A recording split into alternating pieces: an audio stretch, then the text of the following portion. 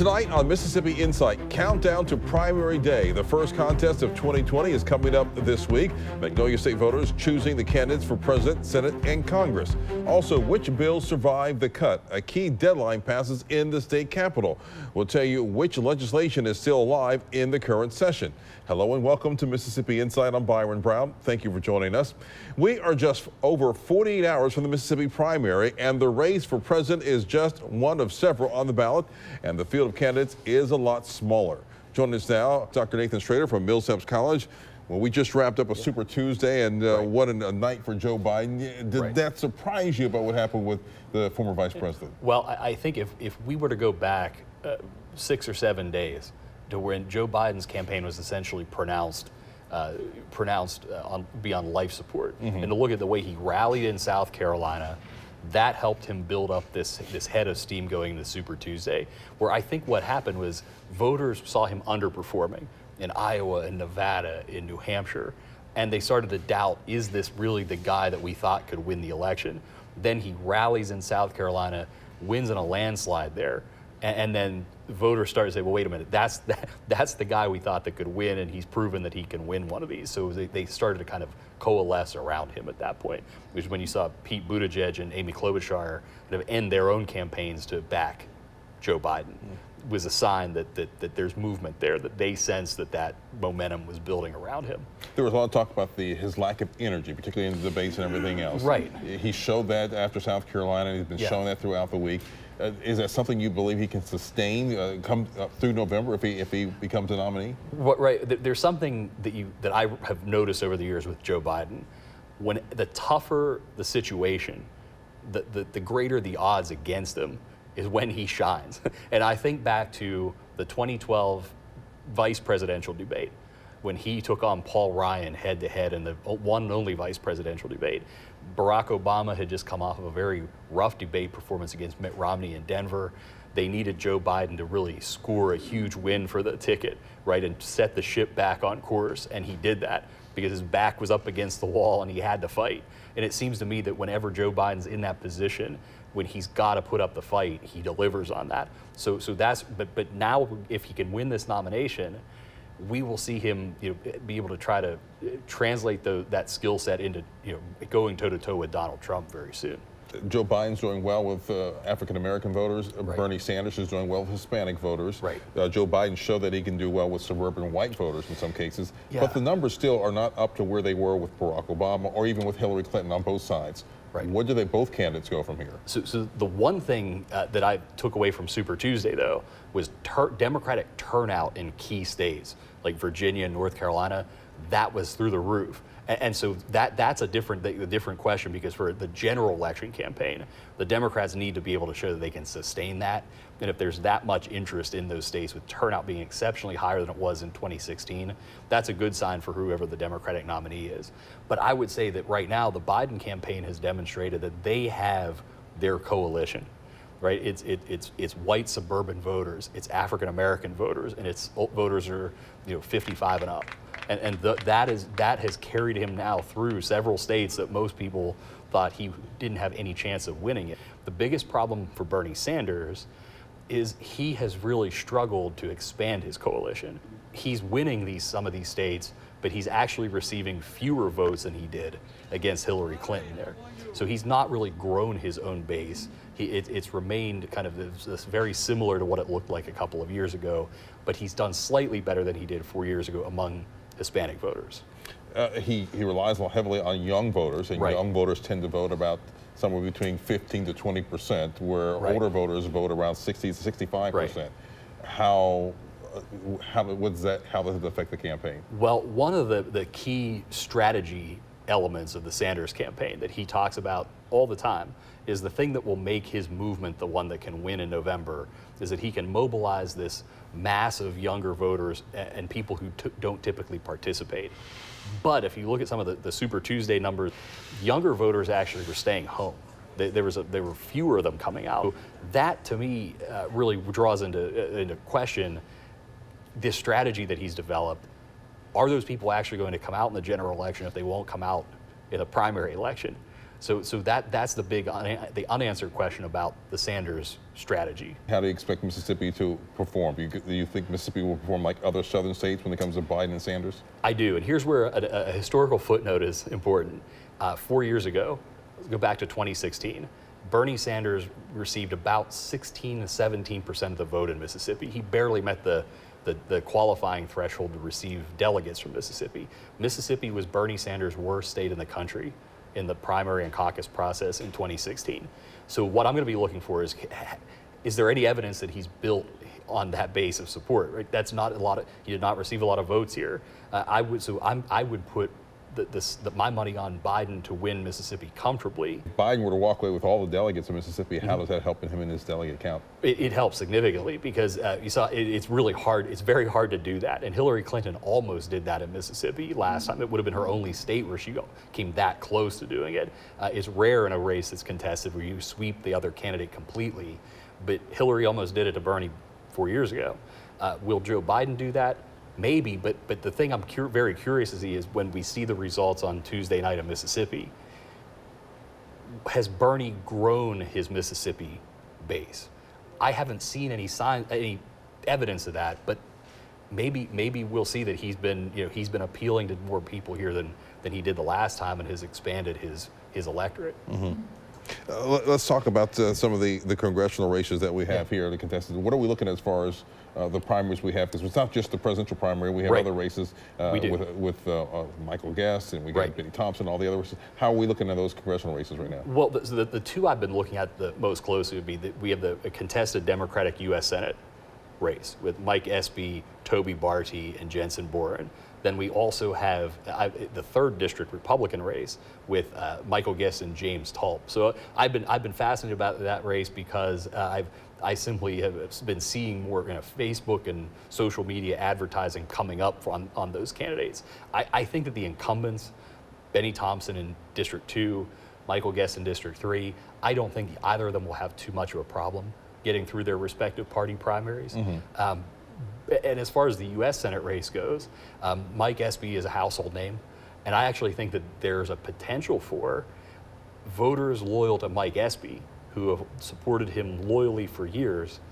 They may actually help drive turnout in the presidential race. So you may have some people who are less interested in the presidential contest, but they know Mike Espy's on the ballot, so they're going to go and do what they can to help Mike Espy. And while they're there, they'll probably vote for someone in the presidential race.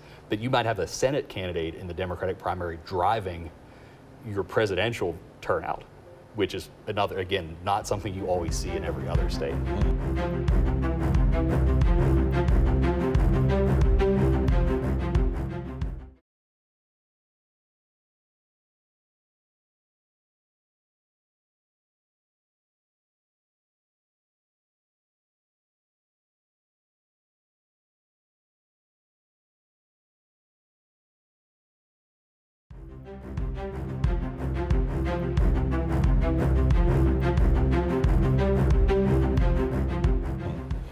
Does an Espy benefit from a Biden being on the ticket, or does that not matter here in Mississippi? No, I think it does because the Espy campaign, they want to build on where they were in 2018, right? They came closer than any Democrat had in 2 decades to winning that seat.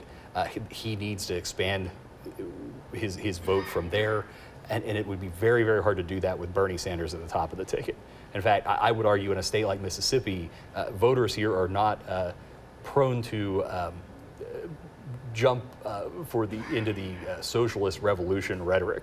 And so that would give the Republicans in the Cindy HydeSmith campaign a way to tie Mike Espy down to that. Even though he probably has no real relationship with Bernie Sanders, they would at least share the ticket. Mm-hmm. And so they go, well, Mike Espy's running on a ticket with this candidate who believes in these things and defends Fidel Castro and whatnot. So Mike Espy must believe that too. And it would allow the Republicans to run this guilt by association kind of campaign. And so it would be beneficial for Mike Espy to have Joe Biden at the top of the ticket because that's much harder to do in that scenario. And this is the Trump country here in Mississippi. Right. So how will that play as far as having a Biden-Trump in Mississippi? Does Biden even have a chance here? Well, I hate being the guy that I always like to say, never say never, but I still do not see any scenario under which Donald Trump loses the state of Mississippi. But it's a matter of what impact will that race have on, say, the Senate race or the congressional races? Which Democrat, Biden or Bernie Sanders, gives Mike Espy, hypothetically, the best chance to make inroads, with Republicans and independents that he would need to seriously take on or defeat Cindy HydeSmith. What are other issues that are going to be critical that voters are going to be looking for come the fall? Because we're looking at stuff like medical marijuana. Right. So, well, Mississippi-related issues, the medical marijuana issue is going to be one to keep an eye on. I know, the polling that we've done through Millsaps and Chisholm strategies with the State of the State survey showed very broad support for the initiative a couple of months ago, but that was before anyone was out campaigning against it. So we're gonna see what messages are sticking. But I would say there's an issue lurking out there that we don't know how it's going to impact our politics, and that's the coronavirus. That it may prove to have very little political impact, but depending on how the situation unfolds, it could have a substantial one. And I'm reminded of other challenges where a president and their party are going to be challenged with a national crisis, right? And voters look to them for how they're going to address it, how they're going to deal with it, and that kind of thing could have a trickle-down effect to races happening in the states. All right, Dr. Nathan Shrader, always a pleasure talking to you. Thank you. All right, and we'll be right back.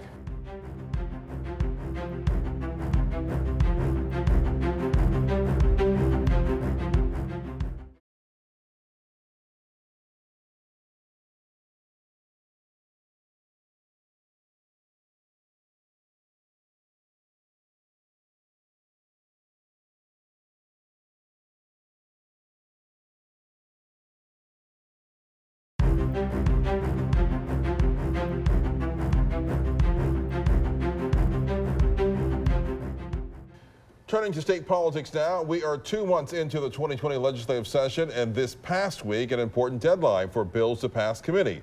So what's alive and kicking, and which proposals are dead?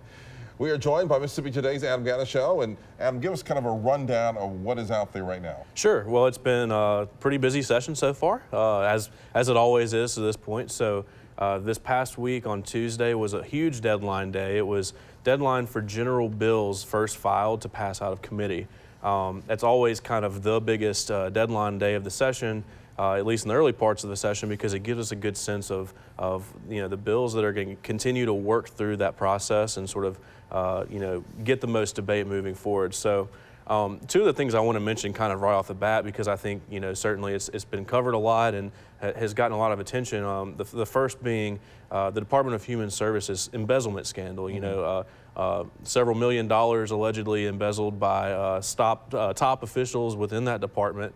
About a dozen or so bills following that news breaking back in January, about a dozen or so bills filed by Republicans and Democrats to sort of work through ways to address that embezzlement scheme, alleged embezzlement scheme specifically, but also to help sort of, in theory, keep something like that from happening again. All of those bills died this week.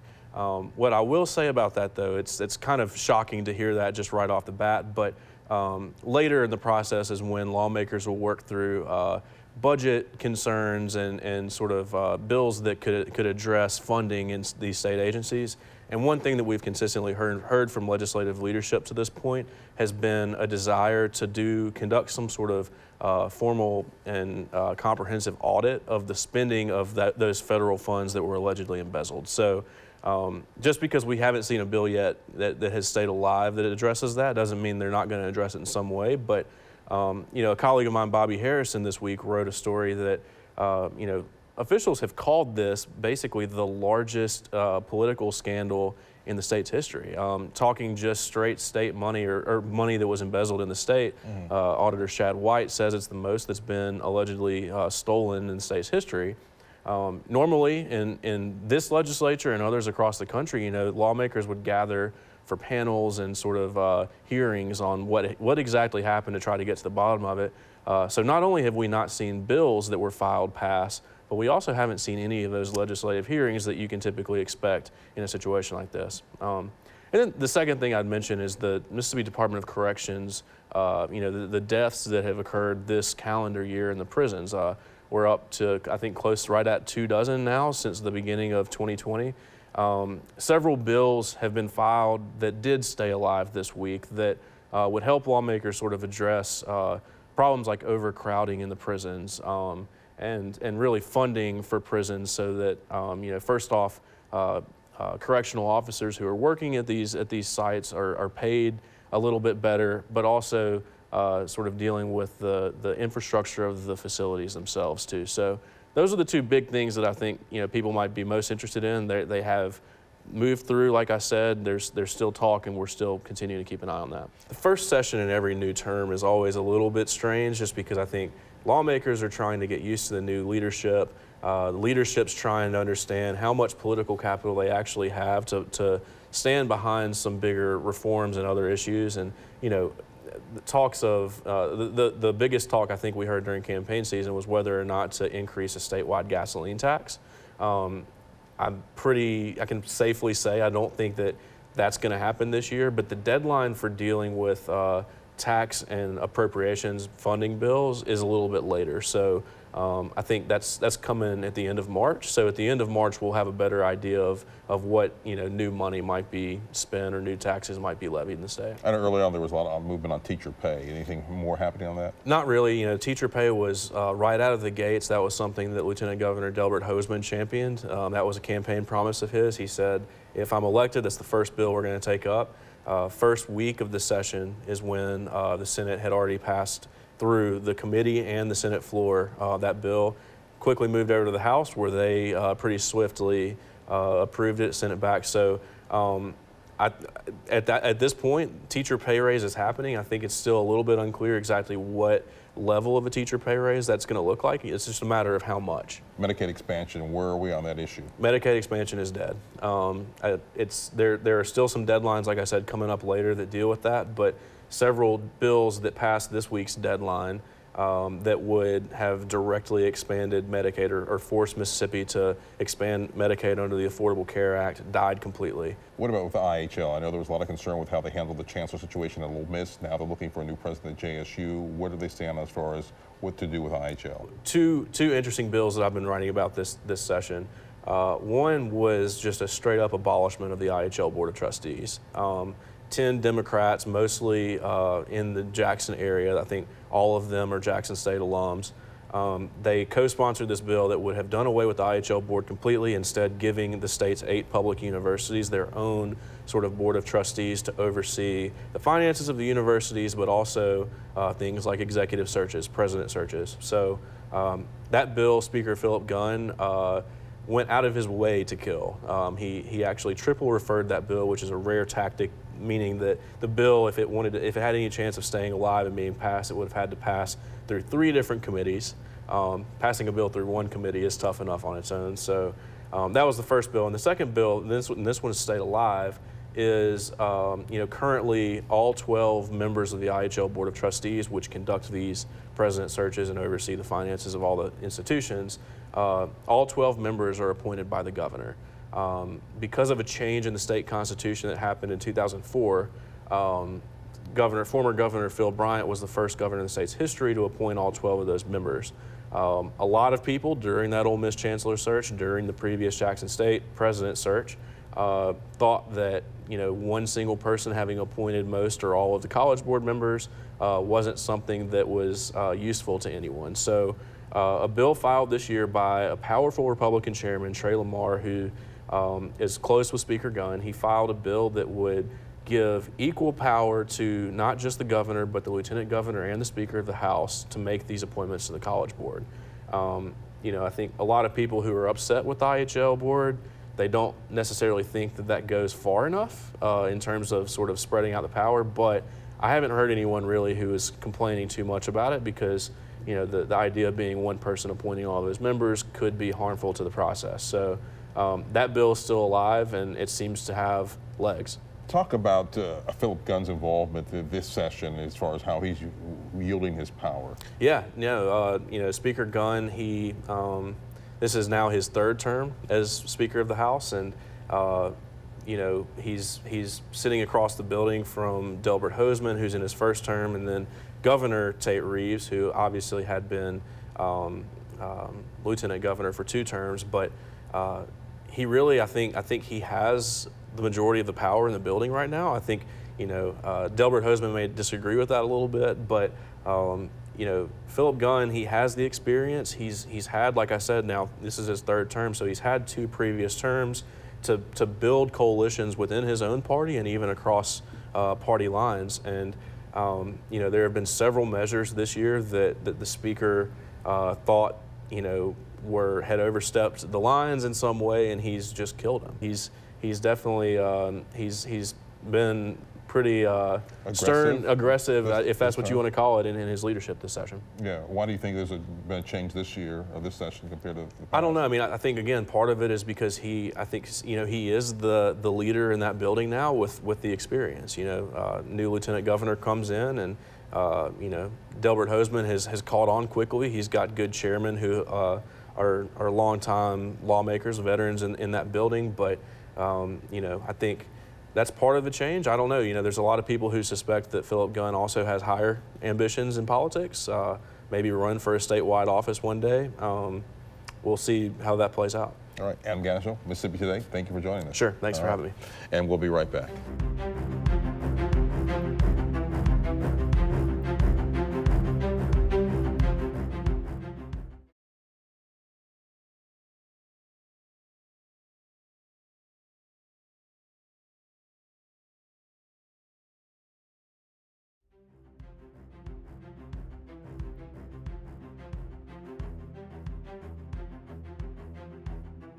Thank you for watching.